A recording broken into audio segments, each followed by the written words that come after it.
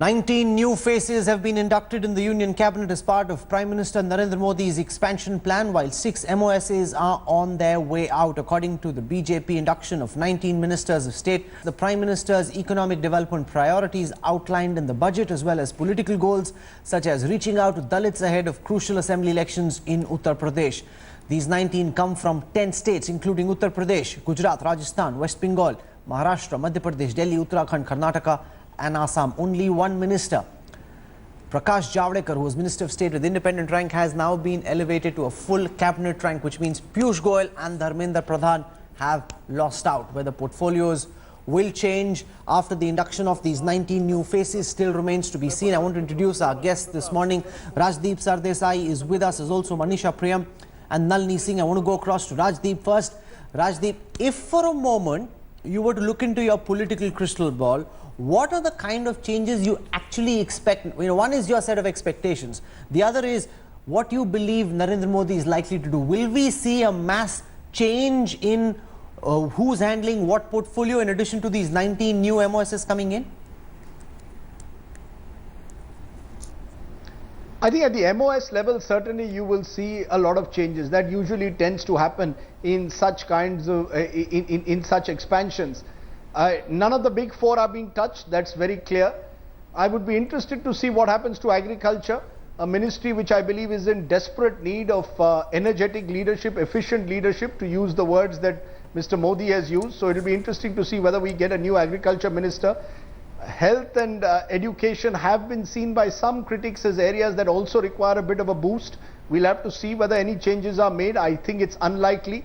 I don't see any major tinkering, frankly, Rahul, and I'm already surprised that Piyush Goyal and Dharmendra Pradhan, two ministers who are seen as relative performers, have not been elevated to cabinet rank, even as Prakash Javadekar has. And I think that again sends out the message that if why do you think that happened? Because Piyush Goyal and Dharmendra Pradhan have both been favourites with the Prime Minister. Their work has been spoken very highly of by the Prime Minister and by the likes of an Arun Jaitley. Despite that, Prakash Javadekar gets a promotion and Dharmendra Pradhan and Piyush Goyal don't. Does that mean that if you give too much of credit, if you're too much in the media and you get too much of credit, that works against you? I'm just wondering whether that's that's the message being sent out, because let's be honest, Prakash Javadekar has his critics who say that he just signs files when it comes to environmental clearances. One of the criticisms of this government has been that on environmental issues, it hasn't done enough to protect green cover, particularly when it comes against big corporate interests. So Prakash Javadekar, when he gets an elevation, and Piyush Goyal, who has pushed through power reforms of a significant nature, and Dharmendra Pradhan, who has worked well in the oil sector, don't get promotions, then how am I to interpret that? So these are some question marks that will be raised. I do hope the likes of MJ Akbar are used well. I'm told he could be MEA, Minister of State in charge of West Asia, a key area for the Prime Minister to reach out to. So there may be a few useful appointments made. But the bigger picture is still confusing until one gets the complete look at the reshuffle. And as I keep saying, I want to see whether we get a new agriculture minister, new rural development minister, a new food and consumer minister in this reshuffle. One of the principal promises the Prime Minister made was minimum government, maximum governance. In the first cabinet that was sworn in, there were 44 ministers. This was expanded to 65 in the first round and 81 now. The UPA, remember, was criticized for having only 71. There are a total of 86 ministers permissible. The Modi 82. Cabinet is already at 81. So 82 is this then, 86 is what is permissible, 81 is where we already are at. Is this then minimum government? No way. This is a very large government, but also the fact that a lot of these people are really political people. So in a sense, they would be there as political representatives, doing a lot of political work for the forthcoming elections. All the tribal leaders inducted from Gujarat, especially, for example, that's the other state that goes into elections. So all of them will be on the ground. So I would say still a centralization of powers in and around the Prime Minister, the more the number of political ministers that you have. So in a sense, this is a very large government, but this is also a political type of cabinet. No, but he spoke about dismantling certain ministries, doing away with them. Now, when you take your number up to 81, questions will be asked about whether this is the minimum government that was promised. No. Well, certainly, I think the minimum government, that kind of slogan fell away quite a long time ago. You've seen more centralization, you've seen more emphasis on public sector units of the government doing things. And the government can only do things via ministers and via bureaucrats. So the minimum government, I think, was a useful slogan at that time. That's fallen away. But I think what I would say that is this question of, Rajdeep is completely correct on focusing on agriculture all the time, because about 60 to 70 crore Indians are dependent on agriculture for their next meal, for their livelihood. So let me just take one little thing. In the budget, and let's not lose track of these things, in the budget there was an interest subsidy on agricultural loans. I just want to see, did big farmers take the loans or did small farmers take the loans? Let the new agriculture minister or the existing one give us a little report, us also a little report card on that. Then the other thing is on health. It is said that JP Nadda might be moved to Himachal to become the chief minister candidate. So does that happen? But certainly health has been kind of red marked as a ministry that requires much more emphasis. He's also a very, very dear favorite of both Amit Shah and of Narendra Modi. Totally, Amit Shah especially. So will they then, people who are seen as their men, will they then act against those people? Let me just say this. We go back to who is whose favorite. It is the Prime Minister's prerogative to have whoever he wants. Now, if you're only going to have people you are comfortable with, then my question then still remains. Is this about India, or is this about a comfort level of a government, or is this about the BJP, or is it about the NDA? It is, for me, it's about India. So if the minister is performing well, then I would imagine that he would stay there. Otherwise, comfort level doesn't mean. I thought the best pictures, visuals that you saw today were the high comfort between Prime Minister Modi and Amit Shah.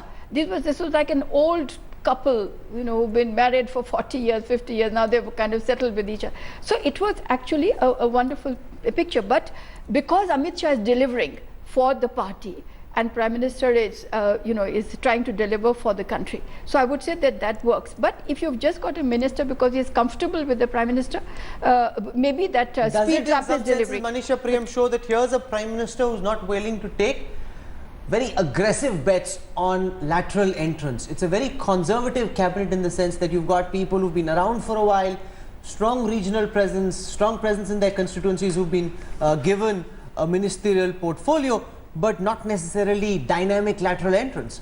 Look, I am a technical expert myself, and I do have very strong reservations on the fact winning elections is a different kind of hard work on the ground. You have people who win 5 elections, and you have somebody who's been through the university system, and this is not just India. Remember, Brexit is also a revolt against rule by experts. Lots of it happening all over the world. So experts can be brought around lateral entry to the government, but they need not necessarily be elevated to government positions. Remember, this government, for example, has retained one of the key technical expertise laden programs of the earlier government. The UID is the basis of a lot of what is happening here. So the program scheme design is largely one of implementation now, and that's something that can be handled through the bureaucratic machinery or by experts if they are inducted. Okay, we've got breaking news coming in now that 6 ministers have resigned from the Modi cabinet. Their resignations have been sent. Nihal Chand, you've also got Ram Shankar Kathiria, Savarlal Jat, Mansukh Wasawa, Mohan Kundaria, GM Sideshwara. Now, one of these, so Giriraj Singh stays. There was a question about whether he will go. He stays. Nihal Chand had very serious charges against him in Rajasthan. When the story broke out, at that time they didn't take action against him, but now he will no longer be part of the cabinet. So these are the people, Rajdeep, who are on their way out. What do you make of the list of those who will no longer be part of the Modi government? I think clearly names like Nihal Chand and Mr. Kathiria were expected to lose their ministerial berths. Both were under a cloud. Other names that you mentioned, none of them would set the Yamuna on fire. So it's clear that these are individuals whom the Prime Minister could easily dispense with. And interestingly, in most of the states that these ministers come from, there has been a ready replacement available. So you replace a Nihal Chand, you find another name from Rajasthan. You replace a minister from Gujarat, you find a Purushottam Rupala. So the Prime Minister has done that juggling act. Look at the signal also that he has sent, not just in the way he has removed the ministers, no space for the Shiv Sena. An ally, a troublesome ally, has got no space. So this is very much in that sense a BJP so there was Anil Desai who was offered a Minister of State's portfolio, but he said, Uddhav Thackeray, when speaking to India Today, said that they will accept only a cabinet rank. They weren't ready to give Anil Desai an MOS portfolio, and therefore they didn't take up the offer from Amit Shah and Modi. True. But also, no, that's true, but that is absolutely true. But I think a signal has gone by not giving the Shiv Sena even a cabinet berth. A signal has gone that if you attack us in public, don't expect us to reward you when it comes to cabinet expansion. But on the 6 who have been removed, now they will be replaced by 6 others because you've got 19. That's not the problem. I would like to see, for example, what happens to someone like S.S. Ahluwalia, who's been a minister before. Will he be given a relatively strong portfolio as independent charge? What happens to Vijay Goyal, who in Vajpayee's government, if you remember, was a minister for sports and youth affairs? What kind of a portfolio does he get? So it's one thing removing ministers. Most of these are names, as I said, which will not set the Yamuna on fire. You've not touched Sadhvi Niranjan, you've not touched Jyoti Niranjan at all, even though she was under a question mark. She remains. Obviously, she has her backers. Giriraj Singh, you mentioned, he's also someone who's been in one controversy after the other because of his remarks. You've not touched him as well. I'm not convinced that this is entirely about merit.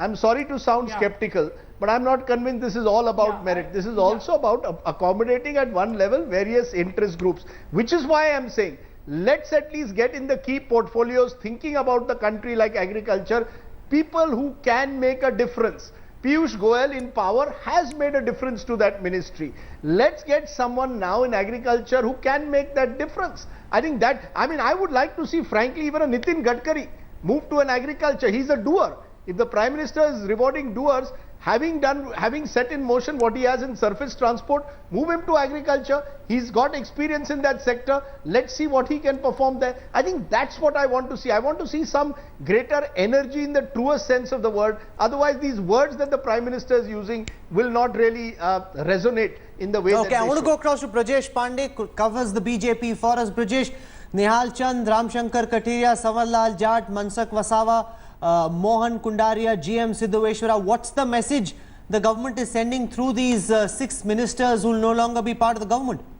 Well, I think, there is a mixed message because Ramshankar Kataria, there was a couple of charges against him in the sense that he was making controversial statements, or he made a couple of controversial statements which embarrassed the government. But if embarrassing the government is the sole criteria, as Rajiv was just saying, you have to remove almost half the cabinet. What I'm getting to hear is that Ramshankar Kataria's firebrand rhetoric will be put to good use in the organization when BJP in Uttar Pradesh, when BJP will start their campaign in all earnestness in Uttar Pradesh. Mansukh Wasawa would be hearing is that the government is not very happy with the kind of role he's playing in Gujarat, and that is also one of the big reasons why he has been replaced. Apart from that, the other 3, there is, barring some performance issue, there is no clear indication as to why Mohan Bhai Kundaria has been dropped. Nihal Chand, we know that, he has faced rape allegations, so his being axed from the cabinet was imminent, but it took so long for the government to act against him, also doesn't wash eye in the public. So there are a whole host of reasons about why these 6 were shown the door by the Modi government. Okay, and then the most important question, when do we have the list of who gets to do what? Brajesh, do you know? Well, I think what we are hearing is that the story which we broke yesterday about INB, what I'm getting to hear, but it's not 100% confirmed as of now, is that Prakash Javadekar elevation as cabinet minister might see him making as the next INB minister in the government. I think in couple of hours there are also considerable question marks about whether Radha Mohan Singh will retain his this agriculture ministry. We are also getting to hear that someone might replace him. It's not 100% confirmed as of now. In another couple of hours, things will be far more clearer. Rahul? Okay, I just want to strike a note of caution, saying that a lot of the ministers as of now don't know what they'll be doing, and therefore while it's interesting that we are picking up all this buzz, we will of course wait for the final list to be put out before we can say with any certainty on who gets to do what. It's also interesting, Rajdeep, how this government has the ability to keep things secret, so much so that even the mantris who've been sworn in, when you speak to them, have no problem in admitting that they have absolutely no idea about what they'll do. This would never have happened in a Congress government. Well, there were instances where the Congress was also able to keep some of their ministers guessing, but I think Mr. Modi is much better than Dr. Singh at the game. Plus, he's fully in charge, unlike Dr. Singh. So I think that's very clear that Mr. Modi is fully in charge, unlike Mr. Singh. And I think Brajesh has caught on to something that I've just got an SMS from someone close to Mr. Javadekar. Yes, they are expecting him to return as INB minister. Remember, when the government was first sworn in May of 2014, Mr. Javadekar was MOS in charge of INB. And the sense one is getting now from sources is that he will return to that portfolio, which means that Arun Jaitley... The reason that Jaitley was brought in was because at that time they said that Prakash Javadekar wasn't doing a good enough job. They needed a heavyweight minister to come in because they thought that Prakash wasn't able to control the media narrative, as it were, and that things were spinning out of their control. You bring him back, what's the message? This is what we are hearing. So now you've got too much control, and therefore... Well, I don't know, but this is what we are hearing, that he could be brought back. He's seen as someone who's friendly to the media. He's always accessible. Now, whether this message that I'm getting is actually proven right will depend, as you say rightly, on whether the ministers actually know what they are getting. But I think there is a lot of guessing which is still going on. But I do expect possibly that Mr. Jaitley, who has a lot of work as finance minister, a lot of travel to do, will perhaps be divested of that INB portfolio, and Prakash Javadekar is now one of the names being mentioned to replace him in that portfolio. There are some people, Nalini, whose performance, by and large, there were question marks about, whether it's a Sadanand Gowda, whether it is JP Nadda, whether it's a Radha Mohan Singh. They haven't been eased out of the government, so they stay. We don't know if they will be shuffled around. But I would say, may I just say that actually, to the credit of Mr. Modi, or credit of this government, one should say that at this time, just after a swearing in and before the portfolios are known, in the UPA, Neera Radia had much more information on who's going to be what, holding which portfolio. And so that's to the credit of this company. You're talking about non-performers. It is true. It is true. So we have to wait up to the evening.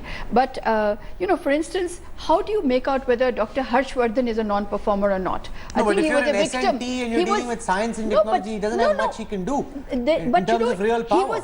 He was a political victim, but not that he's a non-performer. So we are not able to gauge at this moment exactly what is causing these people. But agriculture, it really does stand out. And I think I want final words from all my guests, and I'll start with Manisha Prem. It's been a long morning looking at all the names of those who've been brought in. Your sense of what is realistically likely to happen when the list is put out by this evening of who actually does what? Well, a lot of political accommodation. I would see the Prime Minister is not really reshuffling in a very hard sense, a clipping down of some of the powers of some important ministers, greater concentration within the PMO itself. The cabinet tends to look increasingly a very political cabinet. That's what the flavor should be in a parliamentary democracy, where you have representatives elected politically, and from them you elect a cabinet. The non-performers not really punished very hard. From the list that you see, there are indeed many others who've made just no mark for themselves and had indeed been taken in only because elections were due in their states. For example, a Ramkripal Yadav or a Babul Supriyo, one doesn't really know what they're doing. So in a sense, a hard scrutiny has not been done, but a very effective media message has gone out saying a hard scrutiny has been done, a hard scrutiny has been done. I do agree with Rajdeep there. No real hard scrutiny. A political cabinet is retained. We really don't know why some of them on the list have gone and why some of the new ones have come in. But what it does look like is that there's a great amount of political representation with an eye to the elections that are going to come, and those elections that are important for the BJP, not all the elections. Nalini Singh, then the BJP, does it see itself now as an election winning machine? That you bring in the caste combinations, you bring in the representation that can help you win the next big election? Absolutely. I think you've put it extremely well. The BJP looks upon itself as that. And, you know, also I must say that there is an element, one is slightly disturbed because every minister, almost every minister invokes Prime Minister Narendra Modi's name, even when it need not be invoked. So I would like to see, and I have one or two people in mind, it's unfair to name them just now, to see if their portfolios are changed, because these are non-performers, but they do keep chanting his name. So does that help? What I do see is being aggressive helps. I think Smriti Irani is going to retain her portfolio, and you know, she is an extremely aggressive sounding minister, so that seems to help. I think they should also look out a little bit for the message that goes out when the allies are, let's say Shiv Sena, when they are on the verge of being unhappy. What is the message that goes out? That all power just now is with the BJP. And the BJP message that is all goes that out counts. is very clear. Take it or leave it. This is what we give you. If you want to stay, you're welcome. So If the you BJP is expecting to go beyond 282 then, in that case by itself in 2019. Or they'll hope that the Shiv Sena will lose further ground and they'll gain more. So, in Maharashtra, an election management and election winning machine, you think, Rajdeep, that's the principal message being sent out through this cabinet expansion? We'll tick all the boxes, do what we can to help ensure that we win the next election. In a way, the BJP is now the Congress of old. When the Congress was an election machine of the truest time in the era of Indira Gandhi in the 60s and 70s. This is what the BJP has become today. It is an election machine, and Narendra Modi is possibly the Indira Gandhi of the 21st century. He believes that the ministers can come and go. At the end of the day, governments are going to be elected on the persona of Narendra Modi. He wants loyalty. He wants people who satisfy the right caste combination, who come from states where the party needs to Just fight stay with me elections, for a second. as Nihal well as Chand states Megwal where is the speaking at party this is- time. No, I think what we are seeing, Rahul, is that effectively the BJP now has understood how to retain power. Not just how to win power, but how to retain power. And cabinet expansions of this kind will reflect that. Yes, the Prime Minister will talk about efficiency and energy. But at the end of the day, the efficiency and energy in this government comes from the PMO. As one minister senior minister put it to me, this is a chariot where the charioteer wants to ride the chariot as if he is Usain Bolt. The problem is most of these ministers who have been chosen today, forget about Bolt, would not even win a district level race. So the gap between what the Prime Minister wants to achieve and what these ministers can offer is going to be one of the big challenges for Mr. Narendra Modi going ahead. Can he really build an efficient team wherein he can weed out the non-performers next time at least in a more rigorous manner than he has done this time? Okay, this is where we leave this broadcast. Thank you very much, Rajdeep Sardesai, Manisha Premnalini, for joining us this morning. As the Prime Minister said in his interaction with the group of journalists yesterday, you know, it's not about what people perceive has changed. It's about the change that they actually feel that will decide what people make of the performance of the Modi government in 2019. We're slipping into a break. We, of course, are keeping a very close eye on that reshuffle list. When it comes out, who gets what portfolio? Our journalists are out trying to find it. But remember, only when it is confirmed. Like yesterday, we got you the list first. Once the list is confirmed, no idle kite flying. You'll hear it here from confirmed sources right here on India Today. We're slipping into a break. News and updates continue when we come back on the other side.